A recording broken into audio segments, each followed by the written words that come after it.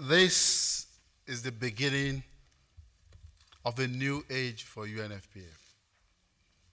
Let me start by thanking His Excellency David Cameron for inspiration and for the courage of ring-fencing overseas development assistance. Very few prime ministers or heads of government would do that. But it actually shows commitment that the UK government has to the poor people of the world. And we appreciate that. Let me also thank Melinda Gates for exemplary leadership and courage. For a Catholic woman to do what she's doing is exemplary. For her,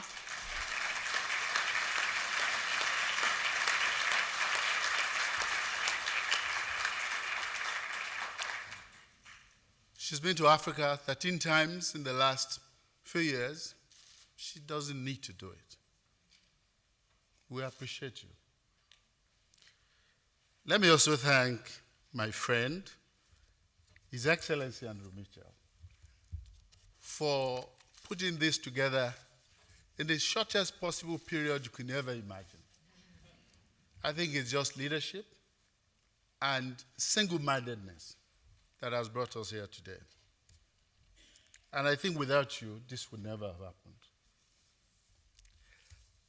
I think you've chosen a set of African leaders which you might not have thought of in terms of what it means to Africa. And I will start with His Excellency President Kikwete, who is left. He's leading Africa on malaria. We've also chosen the president of Rwanda, who is exemplary. President Kagame has led the rebirth and the reborn of a new Rwanda.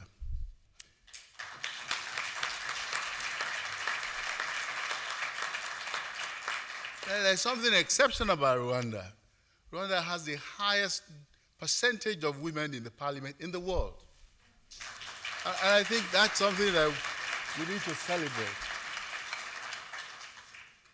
Of course, my friend and very senior brother, President Museveni, he's full of wisdom. And when I met him, it took me on for 1.5 hours to try and persuade him to think of coming here. But I think one thing that comes out, which most of you would remember, is that the president led Africa in the fight against HIV.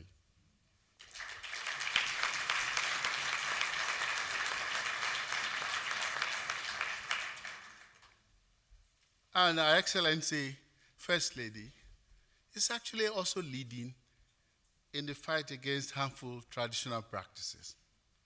All of the things I've mentioned are things that concern us, concern UNFPA, and actually has a major issue for Africa. And in selecting them, you've actually brought inspiration to Africa and to those of us who are Africans, even though I'm in diaspora at this point in time. Now, what have we had today? We've had a series of speeches and pledges, and I think we need to connect the dots. And let me identify those dots. Political will, money, partnerships, civil society engagement, private sector engagement, innovation. We've also talked about research and development. And for many governments, we talked about integration. Now, all of them sound well. And for my colleagues at DFID, when we were talking about this, they talked about July 11th as the wedding. So this is the wedding. So everybody is brought to this wedding a gift. And those are the gifts. Tomorrow, the marriage starts. Now, UNFPA is actually going to have managed that marriage, because UNFPA is the global organization, intergovernmental, that offers family planning services in more than 150 countries. But we cannot do it alone. We need all of you. We need governments. We need civil society. And civil society, I must thank you for shaping this meeting, because you brought perspective to this meeting. And so as we go forth, what are the imperatives in this marriage? They have to be right-based. We've come all the way from Cairo to here. And Cairo is about rights. It's about the ability of the woman and the girl to choose. It's about safe spaces for them. It's about ensuring that there is no coercion. The other is inclusiveness.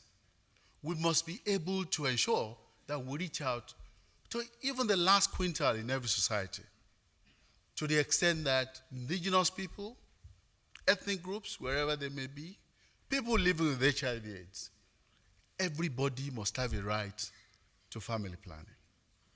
Now, that is what we have in the Millennium Development Goals 5B, which talks about universal access to family planning. And I think that in also going forward, we must have a proper method mix, so we are not forcing people to accepting one method or the other. And it must be based on education. Education, and quality of service, so that you can follow up, you can get the right education about it. Now, for UNFPA and for me as Babatunde Osotimehin, I was telling His Excellency, the Secretary of State yesterday, that this year marks my 40th year that I've qualified as a doctor. For me, this is the beginning of a new career. And I want to say that I personally commit to this, and I commit UNFPA to this. And the commitment goes beyond just ensuring that we do it. It's about our resources. We are making 15 commitments to ensure that UNFPA can deliver better, transparently. We are reprogramming our resources to ensure that we double the resources we give to family planning. And we were talking of 120 million. There are more than 120 million that are required, but we start with 120 million. And until every girl and every woman and everybody, wherever they may be, access reproductive health services, especially family planning, the work shall not be done. I thank you for listening.